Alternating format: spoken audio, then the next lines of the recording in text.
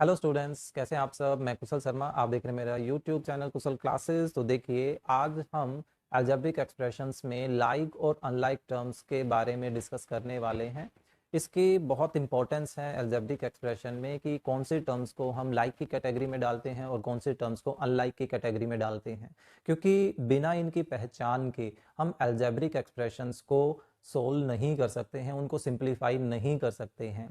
ठीक है, कि ये एक तरह से ऐसी बात हो जाएगी कि मान लीजिए हम कोई एक एग्जांपल लेके चलते हैं कि हमारे पास टोटल 5 एप्पल्स हैं। क्लियर।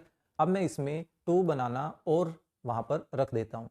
ठीक है, 5 एप्पल पहले से थे, 2 बनाना मैंने और रख दिए उसमें। ठीक है, तो क्या हम ये कह सकते हैं कि 5 और 2 टोटल 7 मेरे पास एप्पल हो गए? नहीं बोल सकते, है ना। क्या मैं इसको ऐसा बोल सकता हूँ कि 7 बनाना हो गए? बिल्कुल भी नहीं बोल सकते भाई, ये दोनों तो अलग अलग चीजें हैं। उन दोनों को हम एक ही नाम कैसे दे सकते हैं, है ना। हम यहाँ पर फ्रूट्स की कैटेगरी नहीं बांट रहे कि हाँ, अगर आप ऐसे बोलना चाहें कि भाई 7 फ्रूट हो गए तो एक डिफरेंट चीज़ है। ठीक है, ये वैसी बात हो जाएगी कि एक अलजेब्रिक एक्सप्रेशन हो गई, लेकिन उस अलजेब्रिक एक्सप्रेशन फ्रूट में कैटेगरी बांटनी है ना। तो ऐसे सिचुएशन में हमें लाइक और अनलाइक की पहचान होनी चाहिए। किसी को अगर यही नहीं पता होगा कि एप्पल और बनाना में फ़र्क क्या है, तो वो बता देगा कि हाँ भाई 7 एप्पल हैं, जो कि ऑब्वियस सी बात है, क्या होगा, गलत ही होगा, है ना। और अगर हमारे पास 5 एप्पल है और कोई ये कहे कि मैंने उसमें से 2 बनाना उठा के खा लिए, जो कि पॉसिबल है ही नहीं भाई। एप्पल है हमारे पास, उसमें से आप बनाना कैसे ले सकते हो, है ना। तो ये कोई ये कहे कि मैंने 2 बनाना ले लिए तो मेरे पास 3 एप्पल बच गए, भाई बनाने थे ही नहीं, लेंगे कैसे, यानी कि सब्ट्रैक्शन का काम भी वहां पर आकर अटक गया। क्लियर। तो आई होप इस एग्जाम्पल से आपको समझ आ गया होगा कि हाँ, यहाँ पर लाइक और अनलाइक टर्म्स की पहचान करना क्यों इंपॉर्टेंट है। ठीक है, तो चलिए देखते हैं। तो लाइक की पहचान करने के लिए आपको किस पॉइंट का पे ज़्यादा ध्यान देने की ज़रूरत है। सबसे पहली बात ये ध्यान रखना है कि जिन भी टर्म्स को हम लाइक चेक करना चाहते हैं उसमें एक तो वेरिएबल सेम हो, और साथ साथ एंड, 2 कंडीशंस होती हैं इसमें लाइक चेक करने के लिए कि वेरिएबल तो सेम हो and their power should also be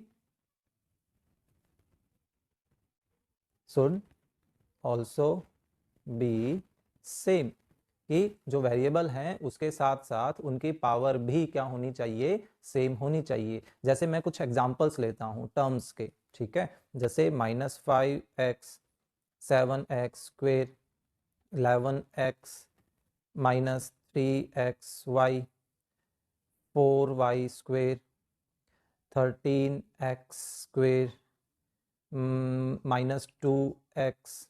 ठीक है, एक्सेट्रा और भी बहुत से हो सकते हैं। तो अब यहाँ पर देखिए, हम कुछ कैटेगरी बांटते हैं लाइक और अनलाइक की। ठीक है, तो लाइक में हमें क्या क्या देखना है कि वेरिएबल के साथ साथ वेरिएबल की पावर भी सेम हो। बच्चे नॉर्मली गलती क्या करते हैं, मैं वो बताता हूँ पहले। बच्चे ये देखते हैं भाई इस टर्म में भी एक्स है, इसमें भी एक्स है, इसमें भी एक्स है, इसमें भी एक्स है, इसमें भी एक्स है, और इस टर्म में भी एक्स है। तो वो क्या कहते हैं भाई, ये सारी की सारी क्या है, ये लाइक है, जबकि ऐसा है नहीं। ठीक है, अब यहाँ पर इसमें तो सिर्फ x की पावर कितनी है, 1, और यहाँ देखें तो यहाँ x की पावर कितनी है, 2 है। तो दोनों हैं तो सेम, लेकिन अलग अलग पावर के साथ हैं। ये वैसे ही बात है, कई बार आपने फ्रूट खरीदते वक्त देखा होगा, जो स्टॉल होती है उस स्टॉल पर सेम टाइप के कुछ एप्पल्स की कैटेगरी बांट कर रखते हैं फूड सेलर, है ना।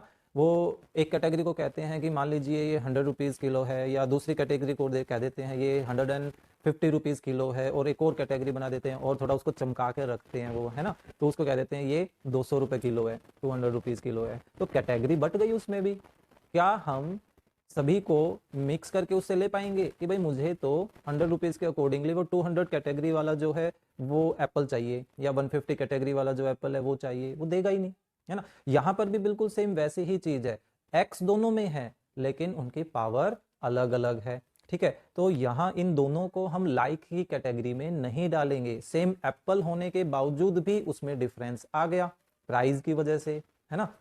तो यहाँ ये x और ये x, और कोई टर्म नजर आ रही है जिसमें x अकेले एक पावर के साथ हो, नहीं है, है ना। दैट मीन्स कि -5x एंड 11x ये दोनों क्या हैं, लाइक टर्म्स हैं। अगर मैं इस -5x को इससे कंपेयर करूं तो ये क्या हैं, ये अनलाइक टर्म्स हैं। सो ये किस कैटेगरी में आ गई, अनलाइक टर्म्स की कैटेगरी में आ गई। क्लियर।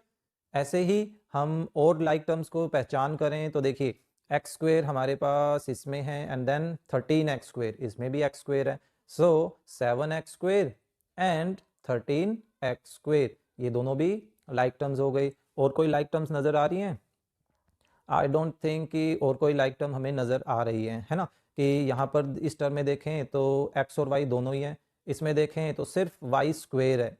ओके, मैं एक और टर्म लिख देता हूँ, जैसे चलिए सिंपल से मैंने लिख दी यहाँ पर 2xy।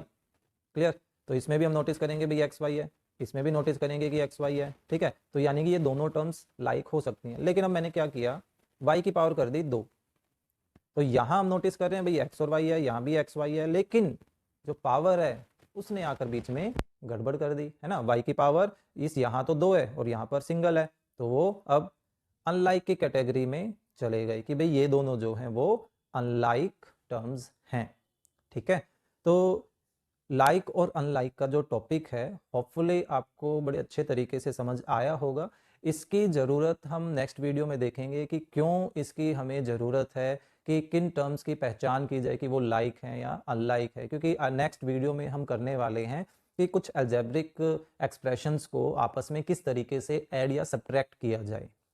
ओके, सो होपफुली आपको ये कंटेंट जो है वो समझ आया होगा। सो अगर ये हेल्पफुल रहा है तो प्लीज़ लाइक के साथ साथ शेयर जरूर करें अपने फ्रेंड्स के साथ, ताकि उनको भी कुछ ना कुछ बेनिफिट हो, और कमेंट करके ज़रूर बताइए कि कंटेंट कैसा लगा।